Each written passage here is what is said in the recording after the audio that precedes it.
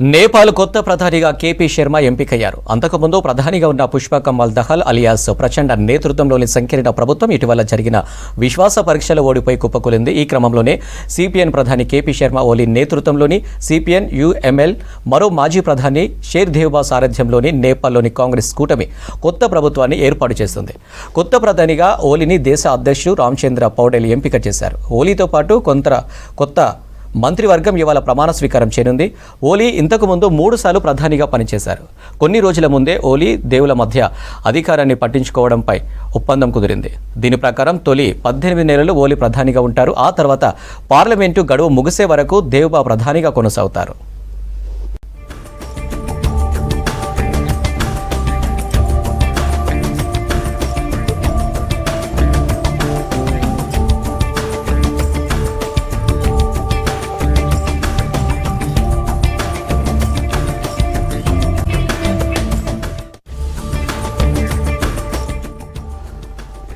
నేపాల్ కొత్త ప్రధానిగా కేపీ శర్మ ఎంపికయ్యారు. అంతకుముందు ప్రధానిగా ఉన్న పుష్పకమల్ దహల్ అలియాస్ ప్రచండ నేతృత్వంలోని సంకీర్ణ ప్రభుత్వం ఇటీవల జరిగిన విశ్వాస పరీక్షలో ఓడిపోయి కుప్పకూలింది.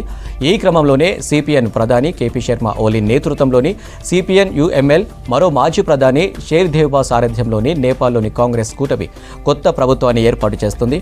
కొత్త ప్రధానిగా ఓలీని దేశ అధ్యక్షుడు రామచంద్ర పౌడేల్ ఎంపిక చేశారు. ఓలీతో పాటు కొత్త మంత్రివర్గం ఇవాళ ప్రమాణ స్వీకారం చేయనుంది. ఓలీ ఇంతకు ముందు 3 సార్లు ప్రధానిగా పనిచేశారు. కొన్ని రోజుల ముందే ఓలీ దేవుల మధ్య అధికారాన్ని పట్టించుకోవడంపై ఒప్పందం కుదిరింది. దీని ప్రకారం తొలి 18 నెలలు ఓలీ ప్రధానిగా ఉంటారు. ఆ తర్వాత పార్లమెంటు గడువు ముగిసే వరకు దేవ్బా ప్రధానిగా కొనసాగుతారు.